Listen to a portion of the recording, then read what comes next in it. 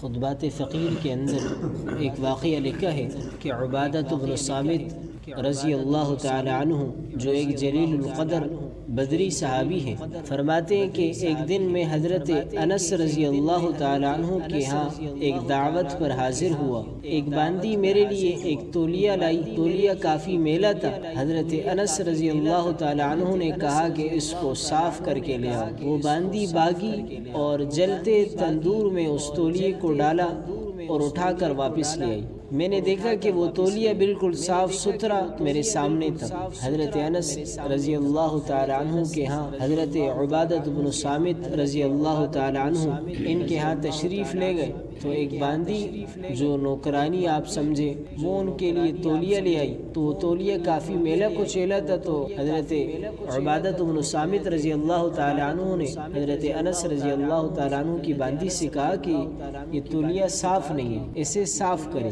تو وہ بھاگتی ہوئی گئی اور وہ تولیہ اٹھا کر تندور میں ڈال دیا، جلتے تندور کے اندر، اور پھر اس جلتے آگ سے وہ تولیہ نکالا کہ وہ تولیہ بالکل صاف ستھرا تھا۔ تو حضرت عبادۃ بن صامت رضی اللہ تعالی عنہ بڑے حیران ہوئے کہ جلتے آگ نے اس تولیے کے میل کو تو کھا لیا لیکن یہ تولیہ جلا نہ سکی۔ تو یہ صحابی رسول ہے، بدری صحابی ہے۔ غزوہ بدر کے اندر جو صحابہ شریک ہوئے ان کی شان تمام صحابہ سے اعلیٰ ہے، تو اس لیے فرمایا کہ یہ بدری صحابی ہے۔ تو حضرت عبادۃ بن صامت رضی اللہ تعالیٰ عنہ فرماتے کہ مجھے حیرانگی ہوئی، میں نے حضرت انس رضی اللہ تعالیٰ عنہ سے پوچھا کہ اس میں کیا راز ہے۔ انہوں نے بتایا کہ ایک مرتبہ نبی کریم صلی اللہ علیہ وسلم میرے ہاتھ تشریف لائے، میں نے آپ صلی اللہ علیہ وسلم کے ہاتھ مبارک دھلوائے اور آپ صلی اللہ علیہ وسلم کو ہاتھ خشک کرنے کے لیے یہ تولیہ پیش کیا جس سے آپ صلی اللہ علیہ وسلم نے اپنے ہاتھ مبارک خشک کیے۔ اس دن سے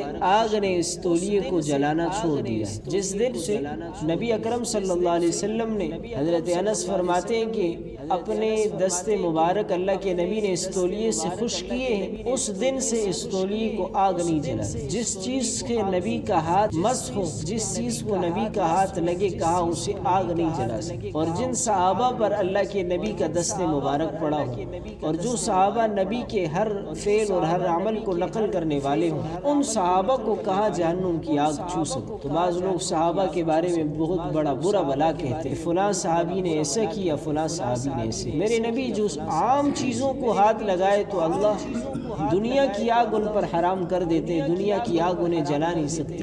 تو جن صحابہ کرام نے نبی اکرم صلی اللہ علیہ وسلم کے ساتھ وقت گزارا، ان صحابہ کی کیا شان ہو۔ تو تمام صحابہ جنتی ہیں۔ صحابہ سے اگر کوئی خطا ہوئی ہے تو اللہ نے قرآن کریم کے اندر ان کی معافی کا اعلان کیا ہے اور یہ اعلان کیا کہ تمام صحابہ جنتی ہیں۔ تو صحابہ کے بارے میں بعض لوگ دلوں کے اندر شکوک اور شبہات ڈالتے ہیں، ان سے بچنا چاہیے۔ تو حضرت انس رضی اللہ تعالیٰ عنہ نے فرمایا کہ جس دن سے اللہ کے نبی نے اس تولیے کو ہاتھ لگایا ہے، اس دن کے بعد سے آگ اسے نہیں جلاتی۔ کہا کہ جب یہ میلا ہو جاتا ہے تو ہم اسے آگ میں ڈالتے ہیں، آگ اس میل کو کھا لیتی ہے، صاف تولیہ ہم آگ سے باہر نکال دیتے۔ اسی طرح ایک اور واقعہ حضرت فاطمہ الزہرا رضی اللہ تعالی عنہ جو پیغمبر صلی اللہ علیہ وسلم کی بیٹی ہیں، سب سے چھوٹی صاحبزادی ہیں آپ کی، یہ ایک دن روٹیاں بنا رہی تھی تو نبی اکرم صلی اللہ علیہ وسلم نے بھی ایک دو انہیں بنا کر دی۔ روٹیاں جو پہلے بناتے ہیں ہاتھ سے، تو اللہ کے نبی علیہ الصلوۃ والسلام نے بھی ان کے لیے اپنے ہاتھ سے ایک دو روٹیاں بنا دی کہ اب یہ آپ تندور میں لگا دیں۔ کافی دیر کے بعد جب سب لگ گئی تو حیران ہوئی کہ اس میں سے ایک دو پک ہی نہیں رہی، اس طرح آٹے کا آٹا موجود ہے۔ نبی اکرم صلی اللہ علیہ وسلم نے پوچھا کہ بیٹی کیا ہوا؟ عرض کیا حضور صلی اللہ علیہ وسلم دو تین روٹیاں ایسی ہیں جو پک نہیں رہی۔ فرمایا ہاں یہ وہی روٹیاں ہوگی جس پر تیرے والد کے ہاتھ لگے۔